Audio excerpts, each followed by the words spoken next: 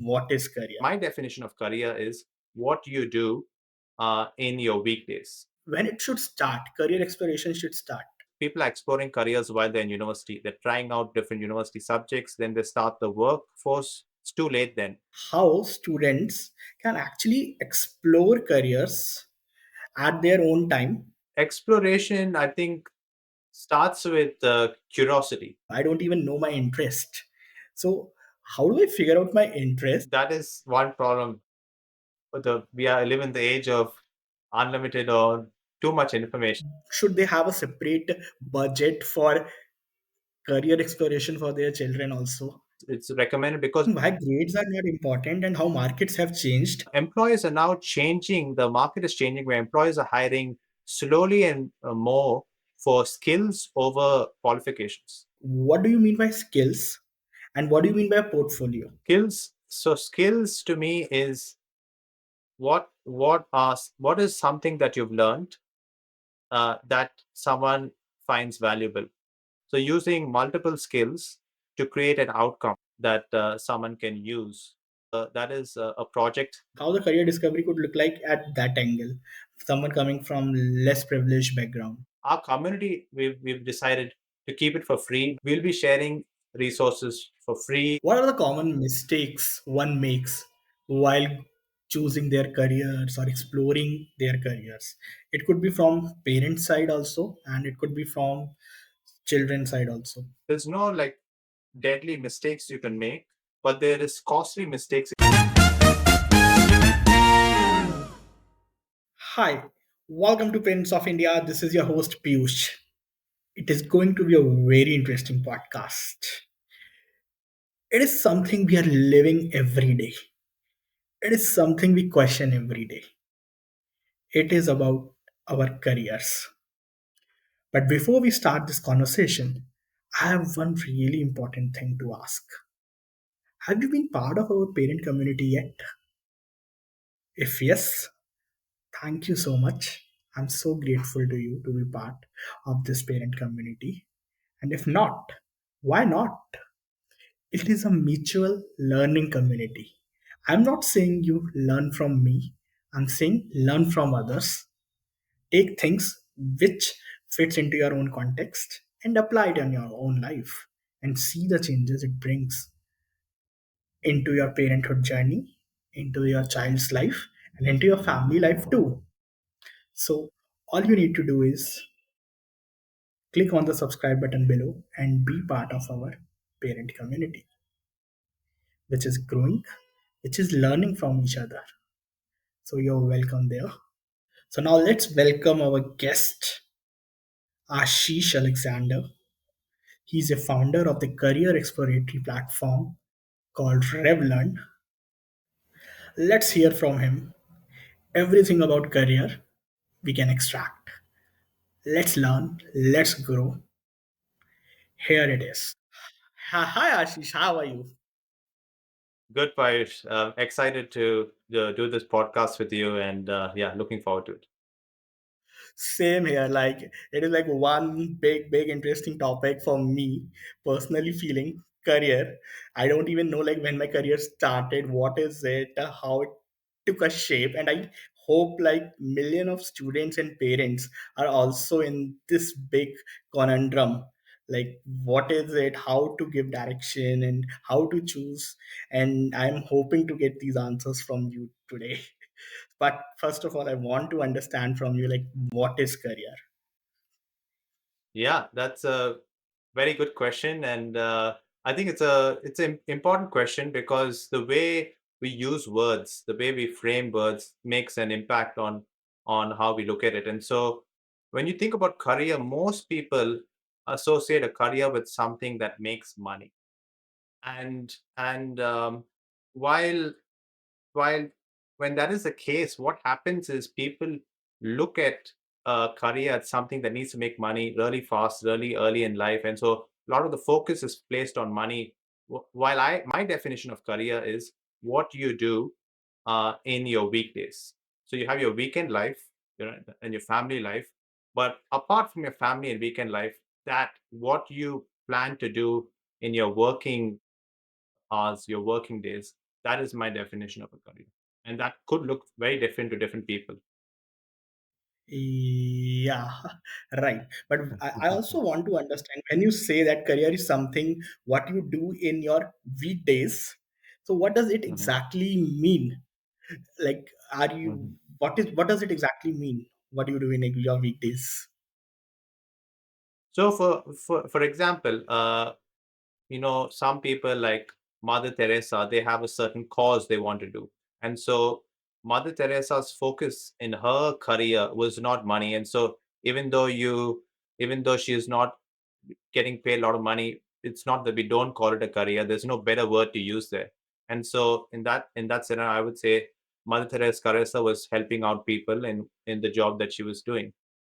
So that is what I mean by career. Yeah, sure. The goal for most people would be also to make money out of what you do. But I see it as what do you want to do in this world, and also a career, to elaborate more, is not something that you choose and it's set for life. I think that is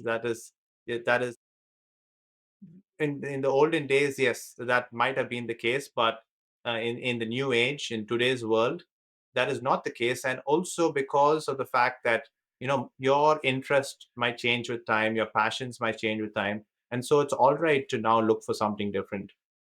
So that's a little bit more elaboration to that. So it is basically like one need to have some cause or purpose to be associated with, and when someone is working towards it, then it is called career as per you. Can I say that? Yeah, it could career includes your job, includes the mission that you want to do in this world.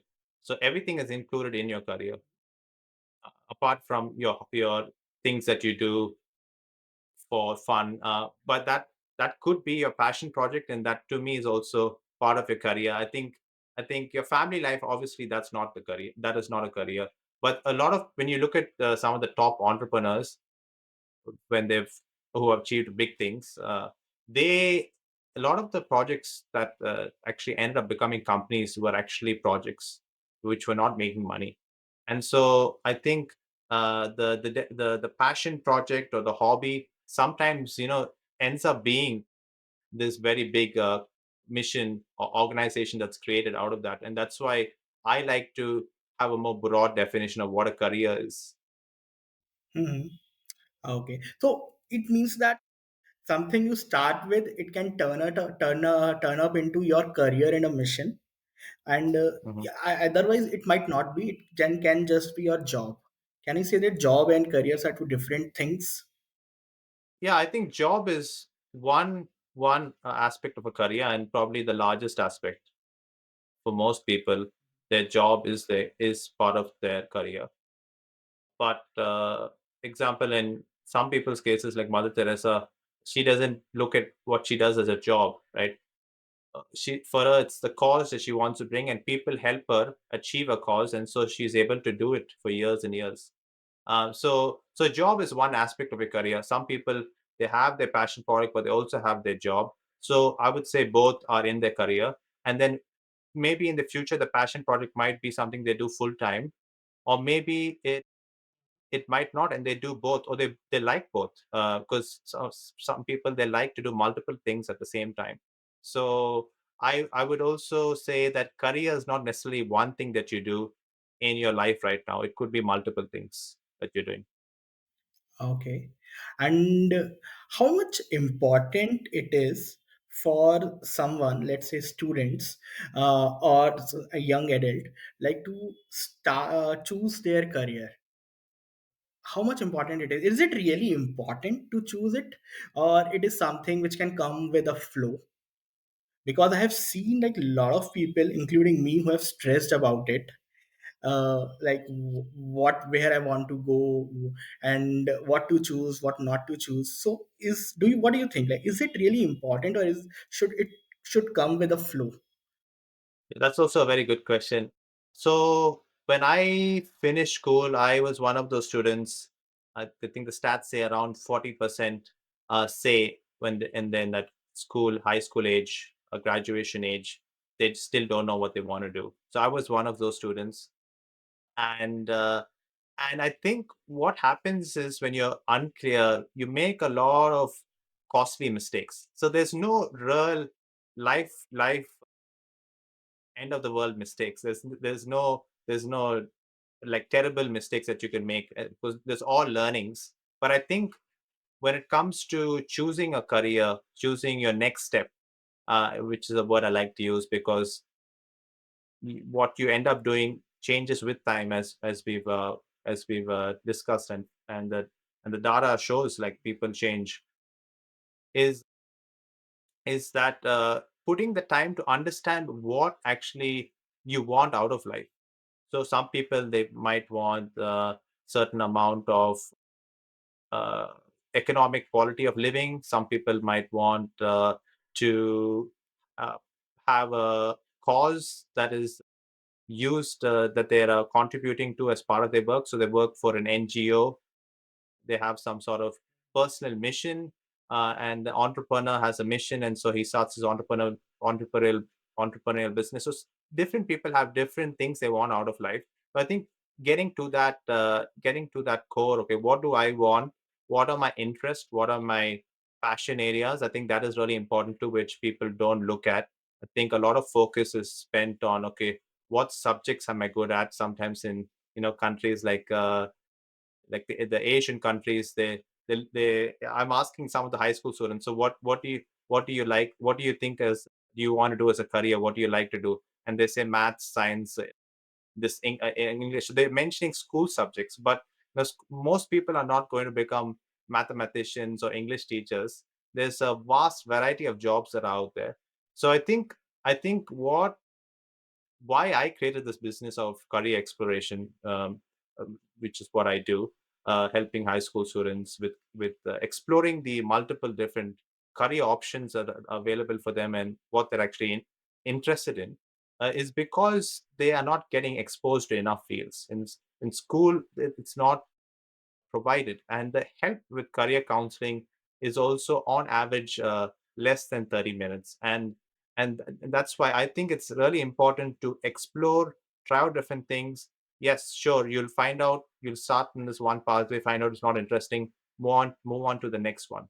And that is the way actually to explore careers. You try, see if it's interesting, not interesting, move on to the next one. So there's no like deadly mistakes you can make, but there is costly mistakes if you can make, that if you kind of don't put much thought into it, and then do something for a degree for 3 years, and then after 3 years you want to change your field. So now you're not using a degree, and now it's harder to convince people. So I think there is costly mistakes, but there's no like deadly mistakes. Hmm. And I think it is a trend also. Like lot of people, lot of students choose their undergrad, and then later they figure out like what they want to do. And you rightly Mhm, said like it is a costly mistake. Of course, not a deadly mhm, mistake in your words.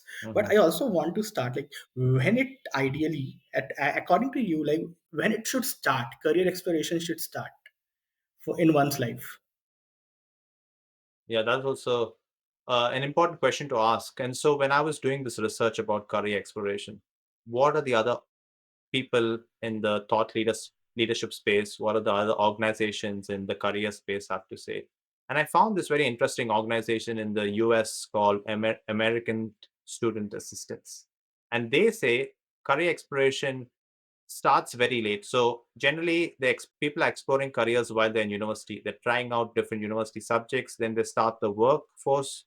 They start working, and that's when they start exploring. It's too late then. And so most people say, okay, let's go one step earlier, which what we are doing, which is high school. But American Student Assistance says no, that should start in middle school. And I think they have a point. I think schools should have actually have embed their curriculum, the way they help their students is actually by making them do subjects that they're interested in. And so preferably the earlier the better, as low as possible. But middle school is like a great age to do it. But right now, I think at a minimum it needs to be done at high school level. And career exploration happens throughout your lifetime too. And so you're constantly exploring careers. Even as you're working for different jobs, you'll find out whether the job is for you, if it's not for you. So it's a lifelong journey. But I think this needs to start as early as possible to help you the best, to Okay, help figure out but don't help you figure out like think? what is right for you. Mhm. But if we see high school students, they are not aware of things a lot, professionally speaking or career wise speaking. They have seen something around in their environment, in their family, heard from their friends or some other networks about something. So Ashish, I also want to know now, like, how students can actually explore careers at their own time, and how you are at Revlearn also helping them to explore the careers, and not just students but even parents. When you say that you are educating people around this thing, so how are you doing it, and how they can educate themselves also? Yeah, yeah. So exploration, I think, starts with curiosity. What are the students most curious about? And the parents of the child enabling the student to pursue those curiosities, whether that means signing up for some program that the student is interested in. For example, if he's showing some interest in strategy games like chess, maybe signing up for them with classes in chess topic. And so I think allowing them to spend more time in that, because uh, uh, the we talked about how students, there's a big pressure to spend a lot of time making sure they get the highest grades and a lot of time in academics. And um and uh, for the time that they do get for themselves, I think it's important to allow them to now, in that free time, to explore their curiosities, and that leads to exploring different careers. Because art leads to several different careers in the creative field. And so exploring that. And in terms of how we do it at Revlearn, we expose them to several different fields by learning about the field. So I think basic education in, okay, what are the, other than doctor, engineer, lawyer, and etc., that are popular fields that people know about. What are those other fields that also interest the student, but also not being talked about? So basic exposure on what are these different fields. And so we do that through uh, initial education, and even before that, we understand, okay, what does this student want out of their career, what do they want out of their life. And then after we educate them, we then go into trying out what the fields are like. And there are now resources, and this term parents may able to find if they Google search it.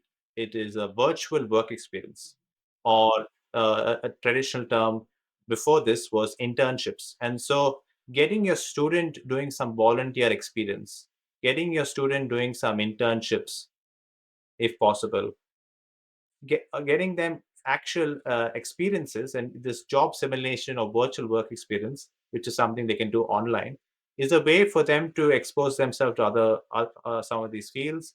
And if not, there's also projects. So there'll be some online classes your students can take, which they make some project in there, and that's also exposure. I think these are some ways that the parents can expose their student to it, and that is the second stage after education that we do at Revlon. And the third stage is speaking to professionals in those fields, because the job realities might be different to what the education is like, or what they think it might be. So that in those sessions that we connect them with the professionals, or in if you want to do it yourself, is networking and getting connected with these professionals. So high school students, they might know they can start a LinkedIn account. I'm not sure what the age, but I think I've seen high school students start it. and then you start the skill of networking, getting these connections, sending out these many messages. Not everyone is going to reply to you, but there are some people that will be willing to help out young people, and try to understand, okay, what was their experience working in this field, because you're interested to pursue the same field, and they are sometimes more than happy to hop on a call with you. And also in your family, obviously you'll have some family members or some relatives or some friends, parents, friends, this and that, your friends, parents, this. So you can do your process as a student and as a parent too, to speak to people who work in these fields, because these are the fields you're going into, and people who worked in it have the knowledge on what this field is like. And so learning, trying and speaking to people, that is a good way to explore careers, and that's also what we use at Revlearn to explore. Great. Like, thanks for sharing these steps, breaking Mhm. it down. I think it actually helps whosoever listen to it to see and break the things into small goals, and then discovering and exploring whatever they are interested in. But the few more questions arises from your response. Number one is like, for educating my child, if I am a parent, I also need to know like what all careers exist in the universe. Like, you are, if you, I'm reaching out to you as a Revlearn, you might tell me like these are other options to like explore, to get educated about. But everybody might not be able to reach Revlearn right now, but everybody is stressed. Maybe parent might be stressed, a child might be stressed. What all I can do, I don't even know my interest. So how do I figure out my interest, and how do I figure out like what all our options are available as a career? It is so vast word, and if I go into an internet and Google, it gives me like numerous links. There's a content overwhelming happening, and I just close down the things. Now these things happen. Like, it is such an overloaded word right now. So could you guide like the listeners, students and parents, like how to process that thing? Yeah, that is one problem. We are live in the age of unlimited or too much information, and so the overwhelm is actually a real thing that happens. And I think that's probably one reason why when I ask these students how much time you spent, they don't, they mention like, I don't know, 1 hour here, this, not much time, and so, or even no time. And so they, that's one reason why, signing up for a program like Revlearn, we help students do that, because we have designed the whole program and dedicated to solving the problem. And you don't have, all the student needs to do is show up. But in terms of exposing yourself as a parent and understanding what careers are out there so that I can help my child, there are traditionally there is these personality tests or these career tests. So you spend like 30 minutes or 1 hour, fill up uh, on a scale of 1 to 10, how do you like, how do you like this, and then you get some result at the end. This is your careers you should do, this is your personality or something. I think there is also thousands of these tests. I think personally, it is flawed on the way it approaches the way it does. It doesn't, and that's why we still have 75% of students that finish school and say they wish they would have had better career guidance in school, because these things are not working. But they can, I think, can give you some insight on potential pathways that exist. I think maybe even chat gpt now, you can probably ask it some questions and make it come up with some suggestions for you, so that there are ways to get some suggestions. But I think you'll never be able to understand the vast uh, array of options, all of the options you won't be able to know. I think you will know about certain careers as you go through the journey of your career. As you start working, as you start doing different things, you'll be exposed to more information. So I think it's not about finding out all the 500 different things that you can do right now, but it's finding out as many things as you can get educated in. So putting in some work by Google searching, seeing out these uh, career information, websites, or even chat gpt or whatever, and getting some suggestions and then working from there. I think that is a good enough first step. And there is, like I said, there's no big wrong moves that you can make. I think you will find out as you do, okay, this is not something that my child is interested in, but what was he interested in this project, in this activity, in this volunteer experience, and let me see from that insight whether there's other careers that match that kind of skill or aspect he liked about that job. So that way you can find out and do more research and not get overwhelmed, and start small with a small kind of understanding. And yeah, I think that is one way to go about it. So what you are saying is like start small, get informed, and then experiment more according to the information that you receive about Yeah, yourself and the other then you can careers research. through Yeah, your. Hmm. then you can So now research more. here in the got it. So when we started this conversation, you told us that starting late could be a costlier affair rather than a deadlier affair. But when I'm exploring careers this way, then it also feels like it's a costlier affair in terms of like I'm experimenting this, then that, and then I might be able to reach somewhere. Then the costlier affair, I think it is here also. Do you feel that? And secondly, also, I want to figure it out that if what you could recommend to parents that should they have a separate budget for career exploration for their children also to keep aside. Yeah, yeah.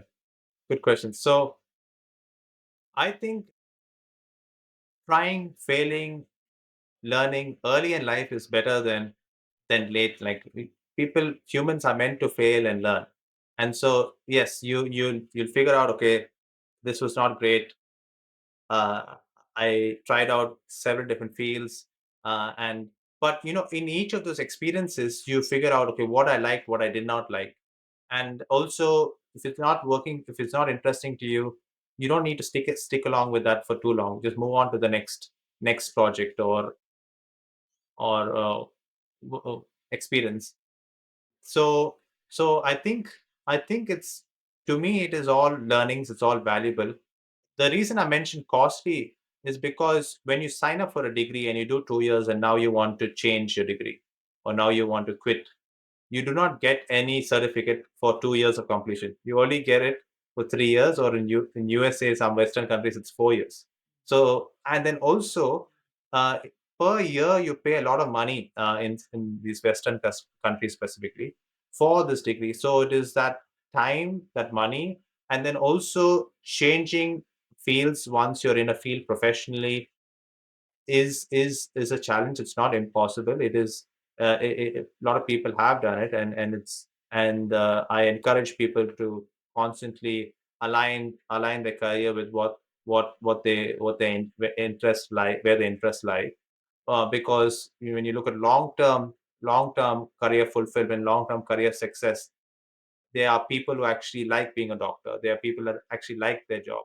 And when you like your job, you put in more effort in the job. And when you put more effort, you become better at it. And so, long term, when you look at everyone who've done well, they all have a deep interest or passion in that field. So, I encourage, constantly reevaluating and assessing, okay, is this right for me right now in this stage in life? But yeah, that, I think, those are the costly things, money and time. But I think the process of exploring, when there's no quitting, there's no big quitting cost. You can quit your current project and start the next exploration at your high school age, and you don't lose a bunch of money, you don't lose a bunch of time. While if you do it when you're in a degree, you've lost all this money and you lost all this time. So that's why I say it is more costly. And the second question was about how should parents have a Parents can budget? actually. Have a budget, yeah. Have a budget to dedicate for exploration. Yeah, I think it is.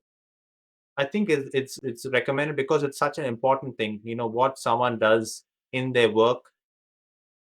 I personally think that it is important to have some sort of a budget, or at least some sort of time. Allow them some time, more time to do their explore interest, and also sometimes the controversy of screen time and gaming and all of that. I think there is some truth in that, but there's also, you can see a child having certain interest in those areas. So I think in moderation, seeing okay, what are they interested in, allowing them to have some exploration time, trying out different things, and also if it can be career related. So video editing is a thing that you can learn and you can upload to YouTube. That is a skill that you can also use in your career, right? So if it's directly career related, even better, because now they actually experience a job that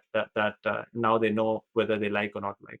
So I think it's important to have a budget, but at minimum allow them to have the time to do this exploration of different fields and aspects. Okay.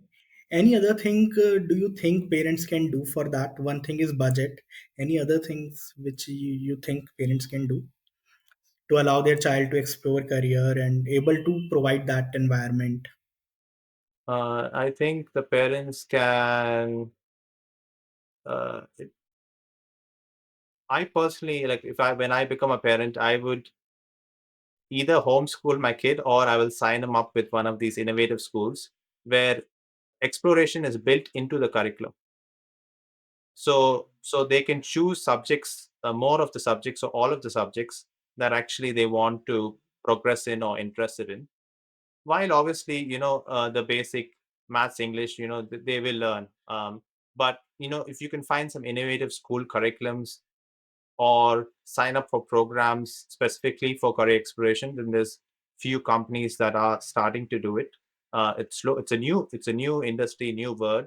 But now, so if you can, that's one way to outsource it instead of trying to become an expert yourself, because it does take a lot of time to become an expert in any area. Finding curriculums or programs that you can that's dedicated, that are specialist in this, and then signing up your kid in that, I think that would help, and that's what parents can do. And also not putting too much pressure, I think, on academics, because sometimes you see these people who have got the best grade in the school, but then you see them in life. Sometimes you might see not all of them have done really well. Some of them have, you know m- they've realized, they've come to a certain okay, I'm actually interested in this field, or they have some sort of issue here and there. And so what grades you get in school does not translate to your career success. I know a lot of people that they're terrible in school or failed in school and they did really well. So I think also another thing parents that can do is really encourage their student, no matter what their performance in school is, and instead of being very negative if they are not able to achieve the grades. Also, personally, I also would not care too much about the grades, and see alternate pathways that are out there, because there are other ways, in at least in Western countries, that you can do these certificates, you can do these boot camps, you can uh, build up your skill with networking, and try to work in a company at an earlier age, and then you work your way up at the same kind of pace and rate as someone who's now registered in the degree. And so there's other ways to get to the same destination. And I think realizing that is also important. So there's no, I think, a very strong focus on academics and being really strict about it is not the best way to go about it, is another recommendation.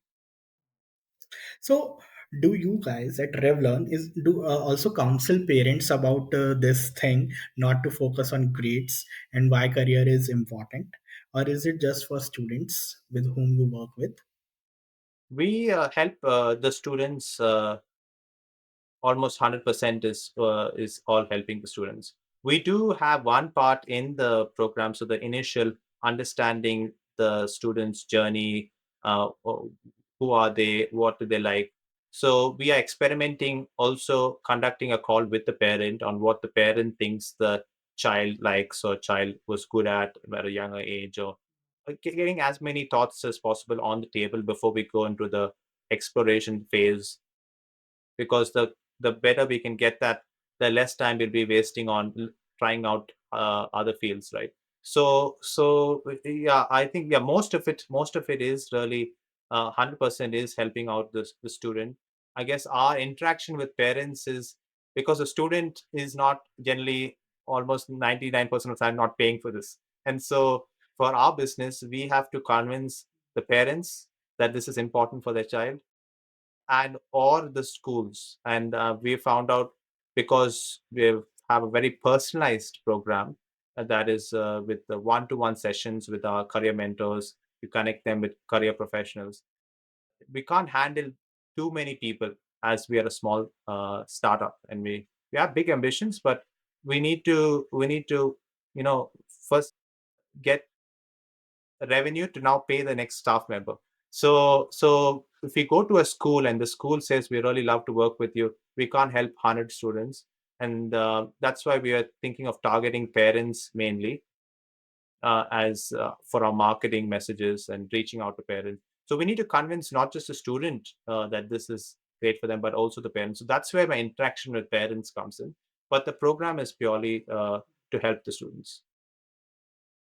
Should- The reason I asked you that question is, as you said, that parents need to understand not to focus more on grades, Mhm. but from the time where they are coming from, grades might be important during that time, and it required some mindset shift in the parents, how the things have changed now, how the market has changed, how the jobs has taken a new shape.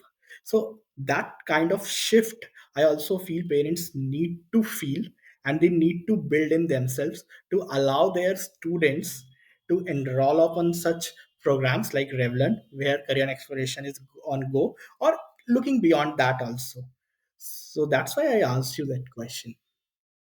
Yeah, yeah. I think, yeah, it's, yeah, that you have a point there, and I think that would, maybe we have to embed it somewhere in our marketing. And so the marketing messages, that's where we talk about this. But I think, yeah, maybe there's another company that comes up which helps parents in this aspect. But I think it's important. It's an Yeah. important aspect to work with, because if we can change how the parent is going about uh, building their child up, or teaching their child, that can make the biggest effect, rather than rather than rather than not having that built into the way they raise their child. But Mhm. it is an important point, yeah, you brought up. So when you said that grades are not that important and let them allow children to explore their careers and interests, could you explain to the audience here that what changes there now from the past to the present, or how the future could look like, and why it is important to explore careers and interests rather than focus more on grades? Yeah, so the change is, this is new. Like, personally, my journey, I came from, upper middle income family. So the focus, I was also in a privileged situation where my parents did not kind of force me to do any particular field. Academics wise, they didn't kind of push me too much into getting very high grades. I faced other issues, but and also I realized later in life, okay, I had ADHD, I had dyslexia, and that's why traditional schooling was harder for me. But I think coming back to the point of what was your question? I was asking why grades are not important and how markets have changed. If you want to share it with the audience, could you explain that? Yeah, so grades. Yeah, grades. The markets in terms of the degree. There's this employers, because at end of the day, you get your degree, you get school eventually to appease employers, and so that they you can do well in the interview and get a career or job, right? Or if you want to be an entrepreneur, that's also a pathway. And other non-profit missions that other people have. But employers, they are the end goal for most people. So employers are now changing. The market is changing, where employers are hiring slowly and more for skills over qualifications. So they look at portfolios more. They look at in the interview, they're looking more, okay, oh, what are the skills they have? And sometimes traditional education does not build the skills enough. The education format is still not innovated enough, and also at the pace of change in innovation in curriculum is quite slow, because traditional education is a slow moving organization. Every change you need to make takes these many years for it to be implemented, or at a very slow pace, while the workforce moves very fast. And so that's also one reason why what people are graduating with is different to what the realities of the current market needs. And so skills over degrees has become a big topic. And so the that so grades eventually, after you get your first job, people don't look at your grades anymore. They're not looking at, okay, what are the grades you got in school. And then employees like me, when I'm hiring people for my company, I don't look at the grade person. So there are some employers that don't even look at the grades. We are looking at, okay, how well are they doing in the interview? What are the skills they're bringing? What are the attitude? Are they interested in this field, or they're not? Because that also plays a big difference. In fact, the primary thing I'm looking for is this person interested in this particular job or in this particular mission that we have in the company? So I look at those things, because people can learn, and but you cannot change someone who's not fitting. Like, it's harder to change someone to fit the company culture, or to fit the interest, genuine, like inbuilt interest for a particular topic or field. It's harder to change that. And so the employers, because of the employers requirements changing, that's why grades are becoming less important. Sure, you will have the traditional companies that still might look at grades, but because of the realization that actually it is not been working. It is the way it is structured is a flawed thing. Because personally, the way schooling is done and grading people, personally, I if I would have my own school, I wouldn't have a grading system. I would just allow them to do what they want. They build their projects, they build their experiences, and from there, they go on. But that's the ideal world. There's no grades. And my school won't have grades. But that, because of the employers kind of changing mindsets, that's why the value of grades are reducing. Not to say that if you have high grades it's a bad thing, but I'm saying that if you don't have the grades, it's not necessarily the end of the world. Because people like me, we still found jobs. We still now I'm starting a company. So, and they become I think the most important thing is having self belief, uh, and uh, and uh, and negativity can be something that is probably more the problem than the grade itself. So let's say the child does not get a good grade, being negative on top of that, that is a bigger problem than if they don't get a good grade and not being so negative, or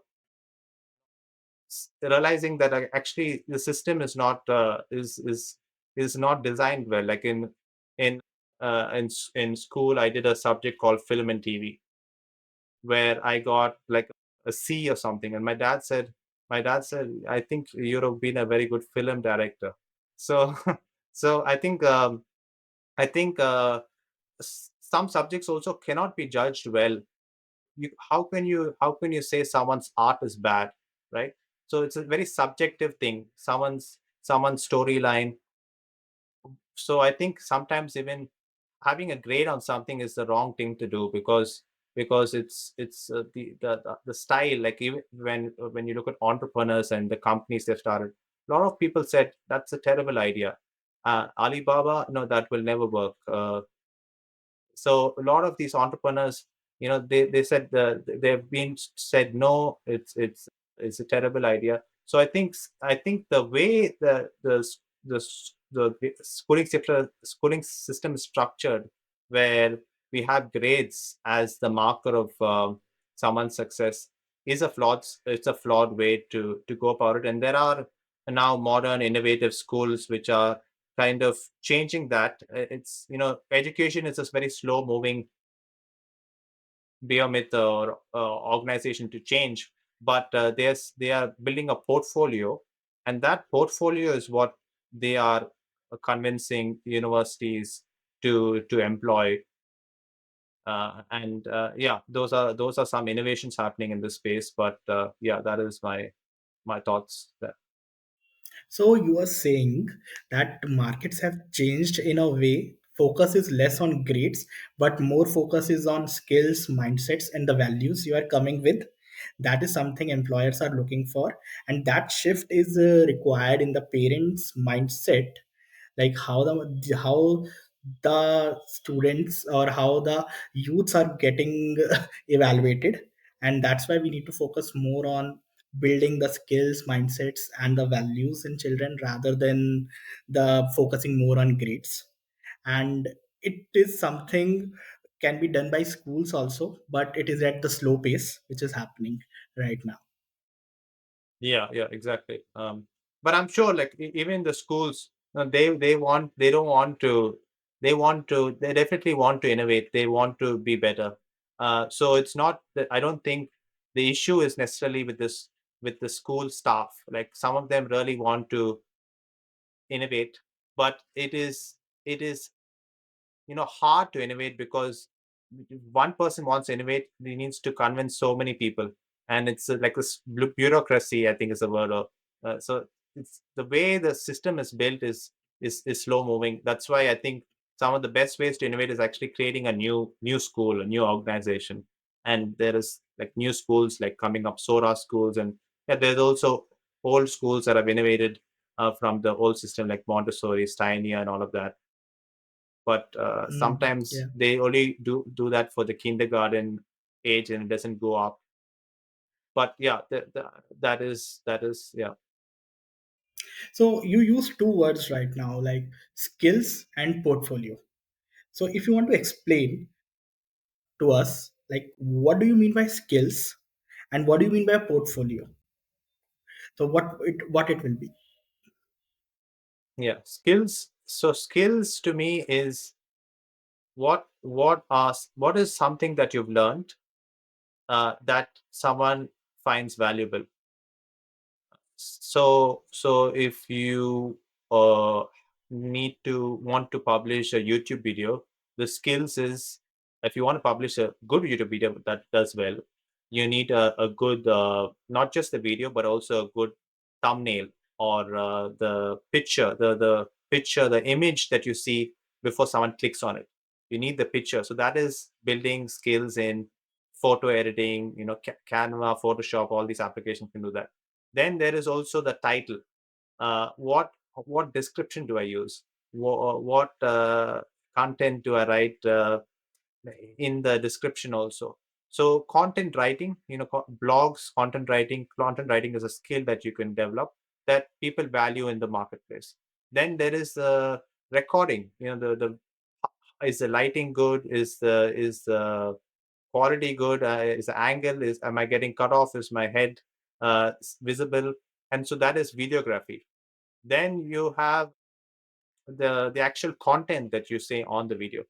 And so all of these things, the skills, your speaking skills, so all of these are different skills that you learn just by doing one aspect. One, you just upload one video, there are multiple areas you can improve in, and multiple skills you can build. So that is what skills is, something that you can learn that is valuable to someone.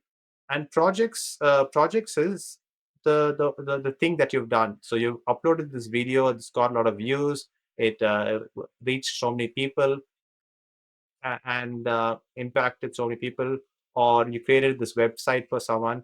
So using multiple skills to create an outcome, to create an end result that someone can use.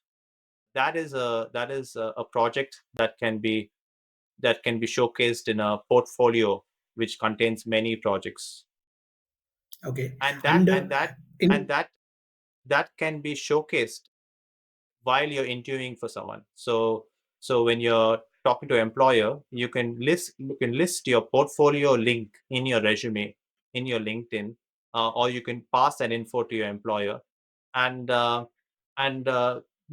if they can see that you can do the job by looking at your portfolio, then they don't need to look at your whole resume. So I'm not the expert in landing interviews and jobs. So that is not my expertise in career exploration. But yeah, regarding what the changing mindset of employers, yeah, portfolios are uh, uh, becoming increasing more important, or slash skills, and what that you can show employers that you have. got it. You also spoke of like if you will be a parent, you will love to homeschool your kid or use some innovative practices. So, do you think kids are the students who are in public or a private school, and it's someone who is pursuing homeschooling or even in the alternative schools, they're in the better position to explore the careers in their life? And if yes, like why do you think so? And what is different for them? Yeah, it is better position because these curriculums have it embedded in the curriculum. Like they have allowing you to choose subjects that you're interested in. Some of these schools also go to not even having clear definition of subjects, where based on your interest you create some sort of a subject. And there's a lot of innovations happening. So because of how it's structured, that's why it allows for exploration within the school itself. The student, like the people I'm helping out, are people generally in traditional schools, because they need our help the most, rather than in these more innovative schools which have it embedded to some degree in the curriculum. So so yeah, that is the reason. And the second question you had was I in have the this one question only, that are they in the better position as compared to schools, someone who is homeschooling themselves or in the alternative schools? yeah, they are in a better position because of this reason. Hmm. So why, well, what difference you see in the kids who are getting homeschooled or are in alternative schools, or someone who is coming from public or a private school? Yeah, so that I still have to explore, because I've been so much experience in the traditional system. Recently I was aware of, only in the last few years heard that there is such a school called Montessori, there's such a school called Steiner. So I'm also young in that phase of exploring. Okay, there are other schools out there. There are schools that are innovating. But I guess, from my brief observations from home schools, there's also this, um, there are terms like, can't remember exactly, but self-learning, learning, learning Hmm. centers, and all of that, SDL, self-directed learning. self-directed learning. So when I observe these kids, just from brief observations from the limited sample size, they they are building projects, already while they're at such a young age. Like, maybe so the people I'm watching, but they've already, speaking to adults, they get exposed, they interact with adults more. They've already got projects which relate to work, because they are allowed to do that, they have more time to do that. And because of those things, I see they develop, the ones that I'm seeing develop in the aspects of what employers are looking for, what careers, um, in the career aspect, much quicker than someone who goes to a traditional education format, because of the freedom that they have. Makes sense. Yeah. So when I'm exploring my career, when I started my thing, let's say I have reached you for that. So What is your exact process? Could you elaborate on that for the audience? Like, how do you start the things? What are they? What are in them? And then how do you proceed? Yeah. So uh, we currently are looking to. So we worked in terms of our company. We worked with two students in Silicon Valley, San Francisco area.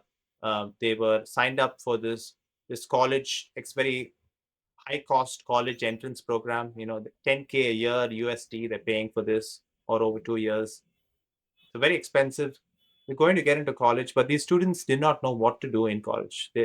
And so when they found out about Revlearn, they really were interested. They did the pilot program and loved the experience. So I think in a company, in when we're innovating in education, there is obviously improvements that can be made, and so it might slightly change, but roughly what we do is we connect every student that comes into our program with a career exploration mentor. This mentor is really you constantly catch up with the student throughout their whole program and check in with them. Also, this person will be conducting the initial calls with them to understand what do they want out of their career, what do they want out of their life, what would their life experiences. So that is that part I talked about, the initial part. Then we go into, like I talked in the call, exploration stage, which involves exposure to learning different fields. So we say YouTube, YouTube is a great resource, Google is a great resource. Let's not try to make our own course or YouTube or Google. Let's use YouTube and Google. But knowing that, that's an overwhelmed problem. If we try to ask them to do them themselves, they won't do it. Or they do it and they get lost. They don't know where to go. And so we use YouTube and Google and we curate, okay, what are the best videos to quickly get an idea on whether computer science is interesting to me or not. In a business degree, what are the 20 different fields in a business field or degree? Okay, it is marketing, there's business development, there's sales. Or sales is not taught in university, okay, but it's also very important to the employing and the workforce, the employers. And so all of these different aspects, we go into the greater field, then we go into the niche, the smaller subfields. And so that is the education part, to quickly get an idea, because the next step is actually trying out the jobs. And in this step, we again use other partners, other providers, like virtual work experience platforms. And again, we said, there's so many different ways that we can help students with career exploration, but I think no one has brought it all together. So we're bringing the education Mhm, piece, we're bringing the virtual work experience piece. So in this part of the program, they each experience is roughly around 6 hours. So 6 hours trying out a marketing job, essentially a job mhm, simulation. The only difference is you're not working in a team of marketers, but you're doing a marketer's job. So it's a job simulation rather than a mhm, full-on work experience. But it still gives a really great practical insight on what this job is like, and the students mhm, love this aspect. We don't jump into the practical part, because when I was starting this business, people said the only way to figure out a careers for you is by trying it out. Is because each of these experiences takes 6 hours, and then 6 hours into 50, that's too much time. So we see, okay, is this for me initially? Okay, that is definitely not for me. Okay, we don't need to spend 6 hours in that. Okay, so then when we come to the mhm, trying out job phase, we're only trying out things that there is an interest in.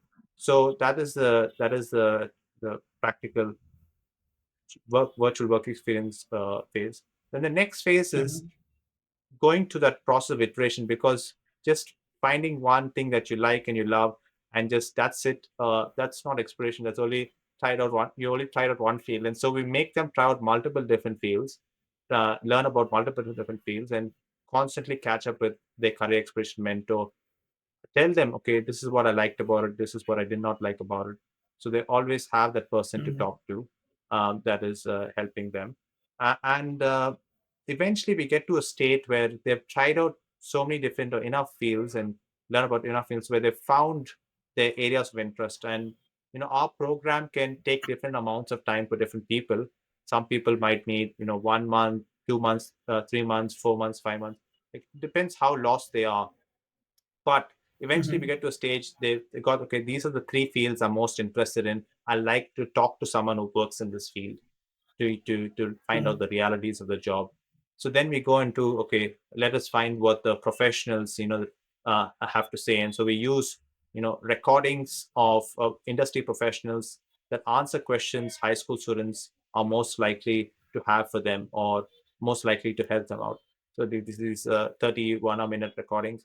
And then after that, we get them on calls with the industry professionals. The reason why I do that is because, one, we get them on call straight away. The industry professionals might be asking the same questions again and again, and also Yeah. having some of these recordings can make it more scalable. So they've already done the questionnaire, the call, the important questions. So the only questions now when they ask them is actually going to be the harder questions, the questions that they still have that they couldn't get answered. And those calls we organize with them so that they get the market realities. And also it's a networking skill that they're building up, the network, because that's also hugely important to the workforce, where Yeah. I think a minimum of 50% of jobs are not advertised online. And so a lot of jobs are landed through networks and networking. And so that part is there. And then Mhm. by the end of the program, now that they've found their career interest and passions, and they could be multiple, it doesn't have to be just one. We then go, okay, what are the pathways to get there? What are your grades? Are you able to get it with this and that? And so we also help with that part. We don't help necessarily with the application process into the college specifically. What kind of, because in US they have these college essays. So the resume part and the college application part, we haven't built our expertise there yet. But we help you Mhm. find an organization that is right for you. So that we go as far as that, finding, okay, these are, you can go to college, you can go to boot camp. These are the recruitment agencies that hire freshers, hire you know um, entry level people out of school. And so we give them those options that they have to make that career next step a reality. Hmm. It's such an interesting thing. Like I feel myself like if I would have been the part of this program, Revlearn, it would have sought my life. So it, you have simplified the things, you have break up the things and explained it very well. And it sounds simplified and procedural step by step movement. So I think yeah, it's a brilliant thing you are doing, and I hope like it expands like anything, and students come to you and parents come to you for all those things. But it's a nice initiative. uh, Best of luck with that. And though Thank I you. also want to understand when you said that in the initial call discovery, when you are talking to parents and even talking to the student about their interest, do you do also that personality test you spoken about earlier? So currently we don't do it. Some people have recommended me in the team to use it. So I think we will go through we will go through a phase of maybe using it for some, maybe not. But when I talk to other people who work in the career counseling space, she's one of the persons I've spoke to. She also believes it's totally flawed. She doesn't use it. So some people use it, some people don't.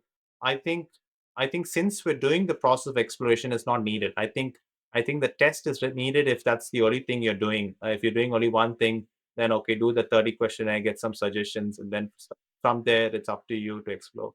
But because we are doing the actual part of exploring and trying out the job, speaking and learning, it's not needed. And I think sometimes people, the because of the flawed way that the questions are asked, and also the idea of focusing on your strengths very early in life, it's wrong way to go about it, because the only strengths that they built, when you think about the time people are spending in traditional schooling, is in academic subjects. And academic subjects is not how the workforce jobs are like, and also what jobs are in the workforce. And so I think, yeah, sure, we will also look at their strengths, but we don't focus too much on the strengths part, because they are still yet to explore and see where they're actually good at when it comes to the realities of the actual jobs that are out there versus just subjects. So yeah, right now we don't use it because we're already doing the process of exploration, but we might have some sort of thing with questions that are asked in the right way, where there's no way that it could be answered wrongly, because sometimes even the way it's asked, do you like analyzing data? So sometimes it's asking questions that the student hasn't done themselves. How many students have analyzed data? And if the for the ones who don't analyze data, what data is this they're talking about? And then on a scale of 1 to 10, like, people sometimes don't know the difference between a 3 and a 7, because it really depends on how you're feeling at the time, the mood, this and that. And so because of those things, we don't use it, and why? And because we have it in our curriculum already, exploration. And when you said that there is a 6 hour exposure during virtual internship, there is a 6 hour exposure to the students. Yeah, during the virtual work experience phase, yeah, they get exposed in that specific So career is it for at the 6 months. student space? Is it at the student space they can get exposure to, or it is a continuous time they need to delve into? To complete the whole experience in 6 hours. But if they do 3 hours and they feel okay, and after 3 hours, I found out something that is actually made me question whether this field is for me, then they can quit it after 3 hours. There's no lock-in contract. They can, because it's a platform, it's a software solution that we use, and there's multiple different ones we use for virtual work experience. So they can, if they don't not liking it, that's the great thing about our program. Anytime you don't like it, you can change, do the next thing. So yeah. So what I understood, like the journey, the career discovery journey for any student, is like there is something first need to figure out your interest, then educate yourself about the career options related to that interest, then further get into some virtual experience to actually feel that what is it, what it is not, then again get explore to other aspects, what all could be the possible things for you except this interest what you are going into, and then there is industrial exposure through the connects. This is how the whole process looks like. Yeah, and this is as opposed to the on average 30-minute career counseling session where the question is, so what do you want to do? And okay, these are the subjects you need for this degree. So as opposed to that, this is what we're providing. And I'm sure with time, we will learn, okay, these are some areas we can improve here. But compared to what's happening in school, this is the feedback we've got. We still need a much more larger sample size to come to big conclusions on how much impact it's having on our students. But it is, as you can see, the way it's designed, it's only going to be helpful, and so far all of them have loved it. Hmm. Yeah, it is designed in a very well, I think, waterfall manner, and it will flourish one's life. But further, I also want to understand, like keeping such an exhaustive program into picture, which is, I think, full of commitment, and it is a two-way commitment that needs to be come off. But what do you think, like keeping the cost into picture and the time into picture, how the different economic backgrounds can fit into these such programs, or let's say someone is coming from low income background, so how can they actually get into the career discovery or exploration if they cannot afford the programs like that? How can they do it? Because for like me, if I see personally, every student is important, every kid is important. They need to actually get into one level up in their lives and impact their families and the further generations. So what do you will suggest, like how the career discovery could look like at that angle, someone coming from less privileged background? Yeah, that's a good question. I think I think it's unfortunately it's like most markets, like even for tutoring, the people who have the most access to education support end up actually doing better. Like sure, someone from a low income can do good, but the person getting the most support on average does much better than someone who has no additional support. And so because of that, there is going to be an aspect on, yes, the people who have more resources can afford more things like this. But I think in our mission in Revlearn, there'll always be an aspect on, okay, what some percentage of the people we help are people who can't afford it, are people who can't afford this. And also we have a free community server, we use Discord, some the Slack, there's different community that you can create online. We've created a community for high school students where these high school students who are going through the program are in the same community where they help each other out, and we've got different channels for different fields, different topics.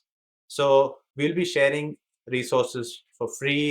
There'll be high school students helping out other high school students with questions, and so our community we've decided to keep it for free. Not only it helps people for free, but also it will also be an aspect where it also helps people understand the Revlearn more, be more comfortable with Revlearn if they want to join a community first and then sign up for the program. But that is also an area that we're working on. But I think having some sort of contribution in the company to helping out those who can't afford it is something that we currently are doing for our customers.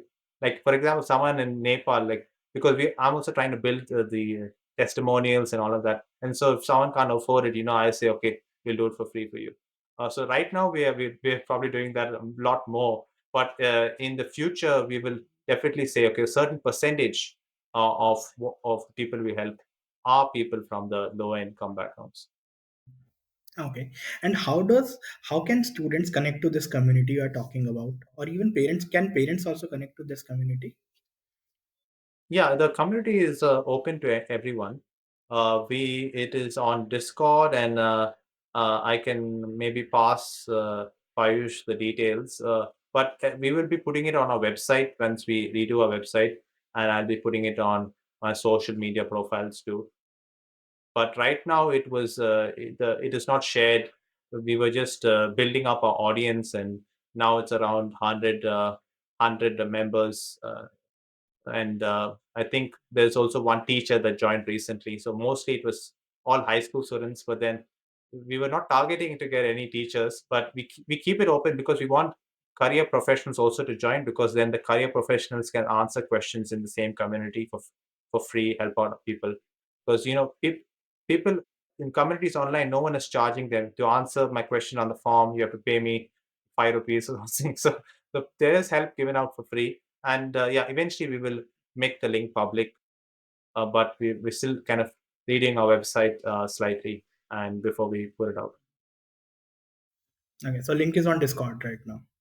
Link is on Discord, and I can share it with Ayush, and maybe he can put it in the Yes. description. Yeah, yeah. Please do that with me. I'll share it with the audience too. But also, I also want to, like, if I see beyond Revlon, someone who is not able to like afford Revlon Mhm. at the personal level, if someone want to explore careers, someone to discover careers for themselves, what process they can pursue personally at their own time, at their own level? I think just just pursuing, like finding what you're most curious about and just doing it. With if most people, like, it's great that now we've come to an age where internet connection is available to most people around the world, more than in the past. And I think so if you have an internet connection, you can already go to one of the biggest libraries in the world, which is the internet, Google, and you can start learning through articles, to YouTube has become a, I would argue, maybe YouTube is the best university in some cases, and there's also these other, Coursera, Udacity, Udemy, and all of them. There's alternate ways to learn about different topics. So I think just finding, okay, I'm interested in this, I'm interested in graphics design, let me learn about it through the internet, and then let me try to make my own logo and see if anyone will be interested in kind of doing something for free. I think sometimes doing things for free helps build your experience. You get feedback because if you did something free for someone, they feel like they need to help give you as much feedback as they can. They promote you to their friends, and so and eventually your work becomes really good in whatever skill you're building. Then you can start charging, and so I think just having internet connection is if you have that, that is one great way to go about it, where you start learning about, I think learning is free. And then after that, work experience or volunteer experiences, even in-person volunteer experiences, most organizations, if you're willing to volunteer for them for free, they were more likely to accept you than not. And so if you're interested to volunteer for someone and gain actual work experience that way, that is a great way too, and it doesn't cost you anything, as most likely you're going to be accepted. And so it's only a matter of how many organizations can I contact before I land my volunteer experience. And that way you can build experiences for free, is some of the initial kind of recommendations and thoughts that come to my mind. Mm. So it's like educate yourself first and then go for some personal volunteering work to apply your learnings and see where you actually stand out. What are your, is it actually your interest or not? And then move on and then follow the same path. Yeah, yeah, yeah. Learn and Hmm. try, and then learn, try. Actually, one of my people who work for me, also, he said, I'll do 2 3 weeks or something, I don't know, 4 weeks for you for free, and then after that, if you like me, we can find some way that I can get paid too. And so he did 1 month for me, helping me out. And then after 1 month, I saw, okay, this is actually his, what he's doing is producing really good results. And I eventually started, I hired him, and then I pay him to help me out. So yeah, so there's an Yeah, example right. in my company on how that can also translate to an actual job sometimes too. Hmm. It's actually a good example. Thanks for sharing that. If someone who listens to it, it will actually benefit them. Like if something I'm doing on my own, it is actually translating into something, and there's an example. So yeah, it is a good thing. And also, I further want to add, like students can actually move to like Twitter and LinkedIn, and they form their own networks, talk to the experts, interact with them, or even just read their posts. There's so much to learn through, and then build their own connections and apply and reach to people. That is like something they can also do. Yeah, yeah, exactly. Like, so it is a lot of it. We live in a time where a lot of this is available for free, if you have access to internet. So I think in your circumstances, whatever you can do, do it. Learn, connect, reach out. Not everything will work. Not everyone will say yes. You will get some no's, but then eventually you'll get a yes. Eventually someone will say, okay, happy to have you to do some work experience for me, and then through that you can explore. Yeah, And yeah, it is more accessible than ever. You don't technically have to spend too much money to start, or any money to start exploring. But if you have, if you want to do it at a faster pace, and if you that is when you sign up for programs like Revlearn, where we have the whole thing sorted for you. But even if you can't afford Revlon, as long as you just start the process of trying out different things, that is what kind of matters. right. And could you share like some personality test, like if someone wants to do for themselves or some parents wants to do it for their own kids, like if they can do at their own time and pace, if you know the names of any. Yeah, when I was doing my research, there's too many. There's probably like 5,000 personality tests. From my experience, from all of them, everyone have their different perspective. I basically said terrible, terrible, terrible. Like I was analyzing the questions, analyzing the answers. So, and also sometimes you can say, okay, actually, it was. it was seemed right is because sometimes they ask you very direct questions like, do you like gaming? Okay, so one of the suggestions is game developer. Do you like do you what do you think about entrepreneurial things? Okay, then obviously one suggestion will be business. And so sometimes the questions are very clear, and from that question is the answer. But from my analysis of the personality test, I saw there were more flaws where I realized that these are tests are not working. And when I mentioned my business to people, pretty much all of them, they none of them, like except for very few, mentioned personality tests as something uh, uh, to consider and Revlearn as okay, how what about personality test? And for the ones who mentioned it, I asked them how did it work for their child, like, and she said actually the child is not working in a different field now. So and in the first field did not work for them, and so I think the I can't recommend them, but I say if you want to try it out, I think this is personality test and there's also career test. So I would say, yeah, try out some of them. It'll definitely give you suggestions. Like at the end of the test, you'll get some suggestions, and from those suggestions, or even Chat GPT might be a good idea. You go to Chat GPT. I want to find out what uh, careers to try out, or what careers might be right for me, and then we'll say, okay, what what are you interested in? So it might chat with you, it might talk with you, and that can be the Mhm. personality test 2.0. That could be maybe a better personality test. Yeah. So you can try out that too, and you'll get some suggestions, and then Mhm. from those suggestions, then you go and start exploring. So yeah, no particular one pops to my mind, but yeah, you can Mhm. there'll be plenty of them out there that you Yeah, can but try. it's a brilliant idea. Like it's a brilliant idea. Like talk to Chat GPT about yourself, and it will be Yeah, able to suggest you a lot better things. Yeah, I yeah. totally I agree personally on think that I think I think ChatGPT might be better at this.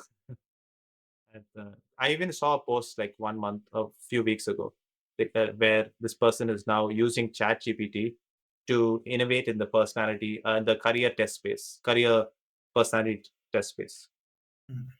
And when you say that you try to gauge the interest of the student, or any student should try to gauge their interest when choosing the career, but what if like student is like, I don't even know like what are my interests, I'm just living my life, I have been told to just going to school, scoring grades, and just doing homework, or just socializing sometime, and that's it. I don't even know like what are my interests, like what they can do, or like how their journey should start about career exploration or discovery. Yeah, and I think passion is a stronger word people use. Passion. What am I passionate about? I think that is a harder question to answer, and it's more reasonable, or maybe most people don't know what they're passionate about. Passion is a very strong word. Like, what do you love doing, even though it's hard? That is the general definition of passion, even though it's super hard. What do you still love doing? Like, but yeah, I think most people, even if they don't have passions, they have something they're interested in. But I find it I will find it very hard if someone doesn't know what they're interested in. It might be something they're interested in their hobbies, so they might not be interested in school subjects per se, but hobbies wise, they'll have definitely something they're interested in there. So from that, we can explore and see, okay, what are the fields related to the hobbies we can start learning about and trying out. So I would look there. But if someone doesn't know what they're interested in, literally they don't know anything, I would say just try out things. Just try out something, and then you'll know whether you're interested in that. And the more you try out, the more you'll discover more about your interest. The more you'll discover more about your passions, and then eventually you'll find a very strong interest, and eventually you'll find something that's so strong you can even call it a passion. So that would be my recommendation, just to try. Yeah, got it. Makes sense. Like try out things and see yourself if you don't know. Totally. Yeah. What are the common mistakes one makes while choosing their careers or exploring their careers. It could be from parent side also, and it could be from children side also. Yeah, I think the common mistakes might be a little controversial, but some of the mistakes is they go for money. Like a lot of like some of the students that join a community, this is the highest paying job, so I want to do this. The misconceptions that money is the most important.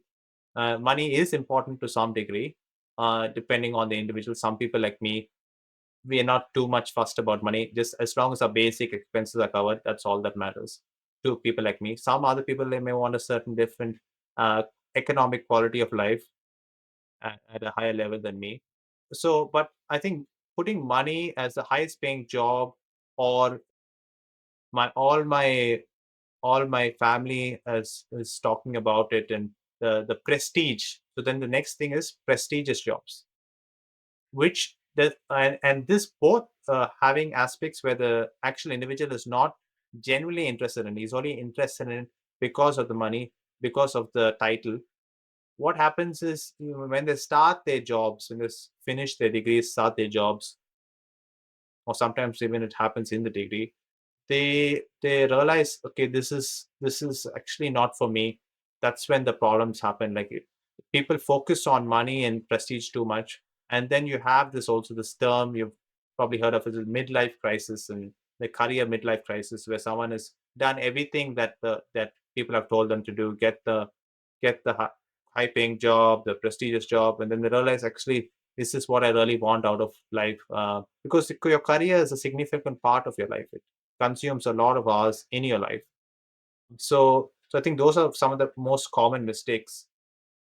While if you find something that you actually genuinely like doing, it gives you career fulfillment, where as we talked about, all the benefits of choosing something that you like is the effort you put in, the motivation levels, the energy is something that's not energy draining but energy giving. Is someone else talks about energy as a way to gauge whether I should move down this pathway or not. So I think the common mistakes is that usually that's the case. And I think apart from money and prestige, thinking about it too late and doing things too late. But I think the biggest culprits are people, and also the parents having a set thing decided for the kids. Like there's you still find parents. It's okay. These are the or something that the parent wanted to do it but could not get to do. So they wanted to be, I don't know, a pilot, and so they make their kid become a pilot. But the kid might be interested or might not be interested in being a pilot. So just because you want to do it doesn't mean that your kid wants to do it. So I think the parents having a certain field that is already chosen for them, or three fields that they need to choose from, that is also a mistake, because I think most parents want their child, but I still have to understand and parents better. But I think most parents want their child to be happy, right? So so when you look at happiness, fulfillment, are they enjoying their life? Are they, and their career is a big part of that. And so those are some mistakes people make. Yeah, that was also my like one of the question that parents wants their child to be happy and secure. Okay. And nowadays, if I see like in the present times, any youth, if I speak about, or any adult who is any career, they are open to switch careers also if they are given a chance. So that security aspect of, do you think there is a shift in the thinking of now present generation, that it is more important to find a work life balance in career rather than going for career security and doing same thing again and again, if even if they are not liking it? Because I feel our parents used to do that, or they are still doing it. But now the present generation, it's called, let's call Gen Z or even Gen Alpha, which is going to Mhm. come in to picture, they have different mindset towards it, security and the jobs or career. Yeah, it is changing. Like the sometimes you still see the next generation thinking, because the parents are the biggest influence, you know, how someone views what career they pick, how someone, what they require in a career, what they want from a career. So parents is still the biggest influence we found. But it is true that the Gen Z and the newer generations are more and more aligning what they're doing with interest, or what they want, the social cause, some one of these aspects, more than security, than like the previous generations, I guess, analyzing more on. I think security is also a subjective word. Like, some, people that do not have much money, they are very happy with their lives, and so it depends really. I think it's more about what type of economic. I think security is a word people use to say what kind of economic lifestyle they want. So the different people want different aspects of it, and I think there's also one aspect of it where there's never enough. You reach a certain economic lifestyle, certain security, where now, you, the reason why you cannot quit your job and do something interested in is because you cannot pay the bills. But when you look at what the bills include, it includes this expensive furniture you bought, this and that, and so it's because you've made that your minimum uh, requirement, right? And then when you move up to the next stage, then your minimum requirement increases more. And so I think there's an aspect on, I think, reducing your wants, reducing your material wants, your economic wants, because reality, when you look at these super rich people, you know they will say, most of them, obviously everyone won't agree, but when you really look at, when you go deep down and you question someone deeply, they will say that the security is not what gave me happiness, the money is not what gave me happiness, but it's actually what you did, like what kind of impact you're making in the world. What kind, are you actually doing something that is in what you want, what you're interested in? Because I think everyone is made in this world to contribute and change it in a positive way. Everyone's made to create, to contribute, and I think that's important, that people find what purposes they want to affect, what kind of missions they want, have a purpose and a mission, or a goal that is probably even bigger aspect than passion. Passion or interest is, I think, a starting stage, and eventually you'll find something that you really want to help, and then you have the word purpose and mission. And it's not just one purpose or mission. So I think one mission is, everyone will say, okay, can I pay the bills? So that is one mission. But also you'll have other missions, other goals, other aspirations.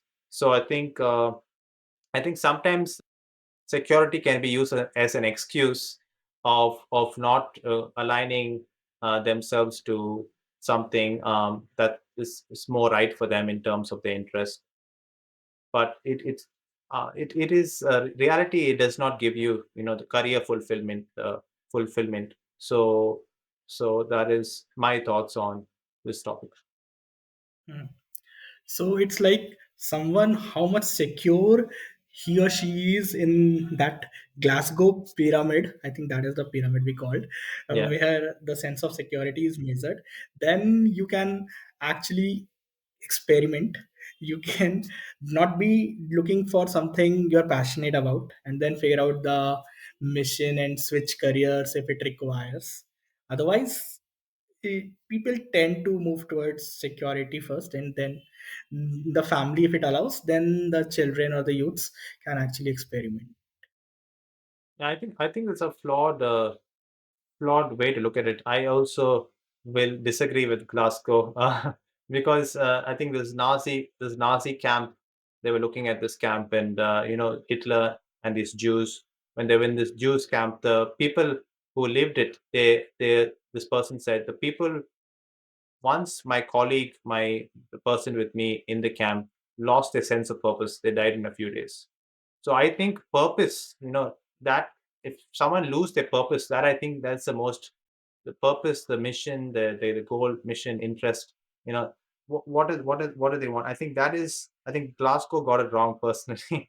It is really, why am I here? What am I want to do? What kind of change I want to bring? That is really the base need for me, I feel. And then, uh, because these people were living in terrible conditions, right, and they still were able to survive for if they weren't killed. And the people who eventually kind of died really quickly is because they lost their sense of purpose. And you can see a lot of other scenarios where that is the case. So I think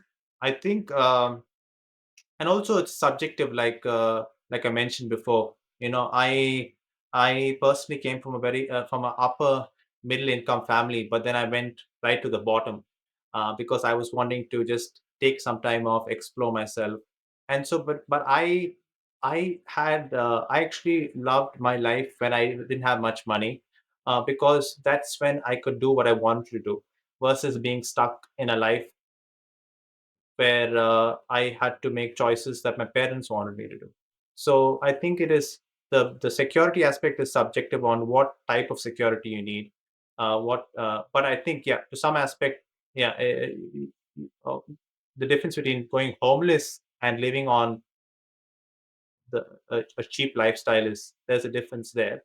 Uh, but uh, but uh, but sometimes people say the security level means 75K, which is quite high. 75K, when I talk about USD.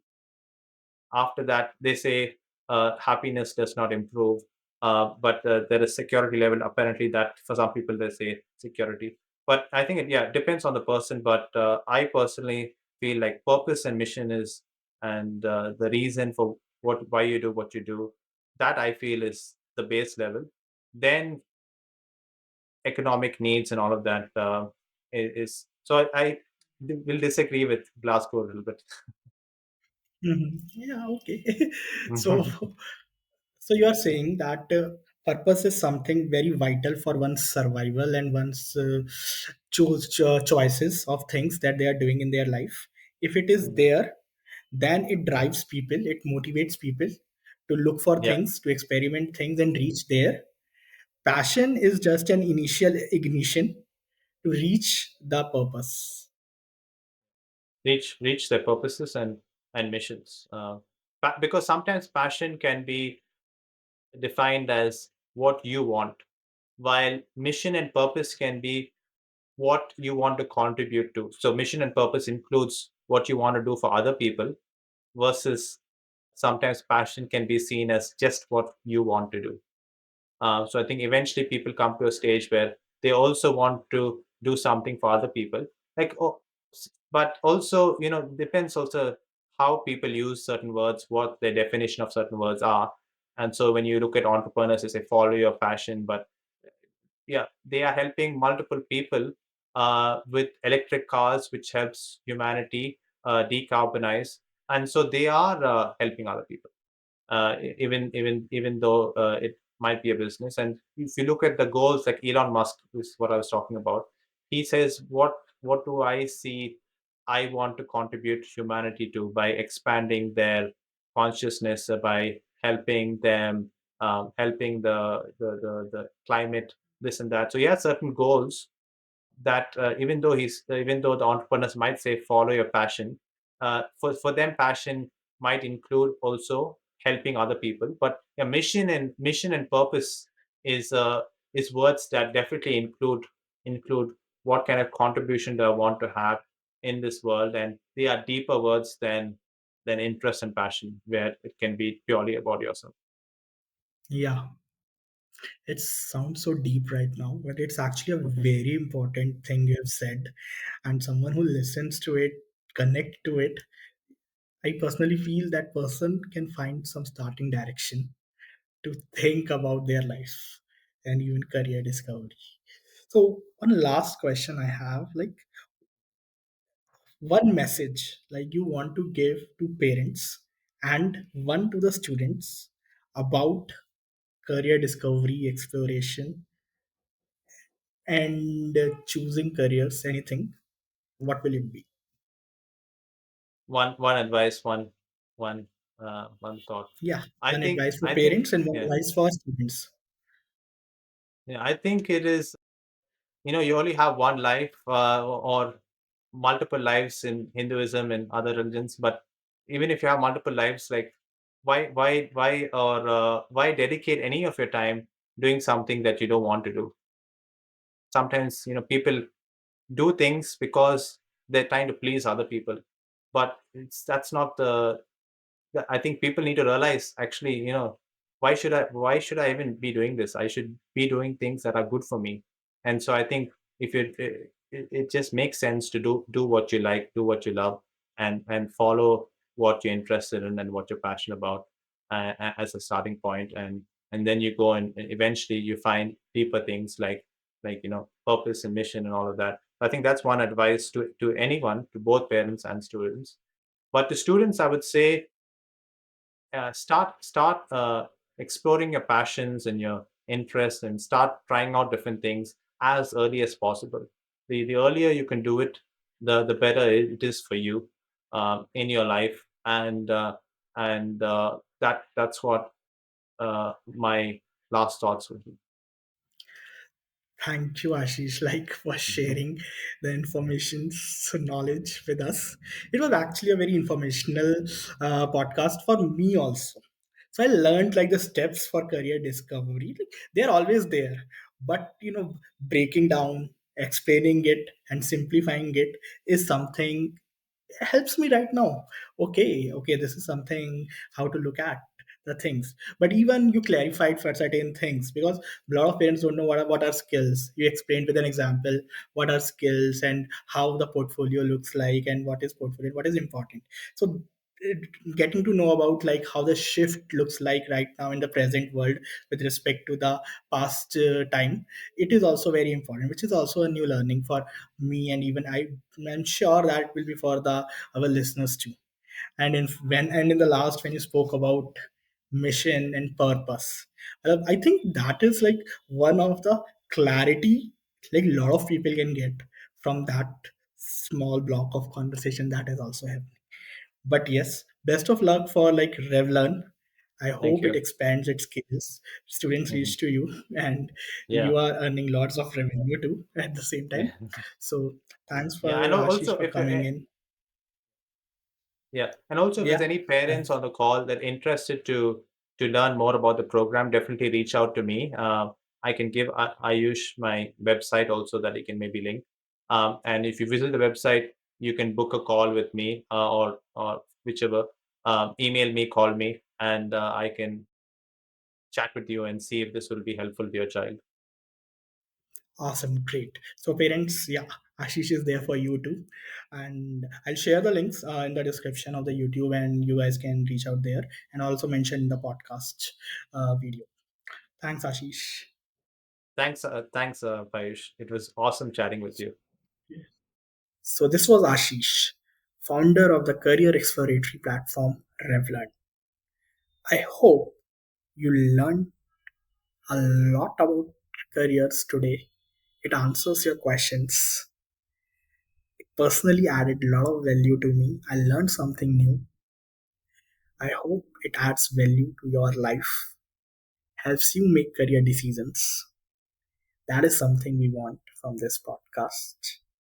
Before I leave, I just want to ask you again, have you clicked on the subscribe button yet or not? If you haven't, I assure you, this platform is full of learning. You can learn from others, you can learn from parents, you can learn from children, you can learn from experts. Take whatever applies in your context, apply and transform your life. That's what I want. That's what parents of India want. So if you haven't, click on the subscribe button, be part of our community, contribute as a giver, contribute as a taker. Any type of contribution is useful for the community.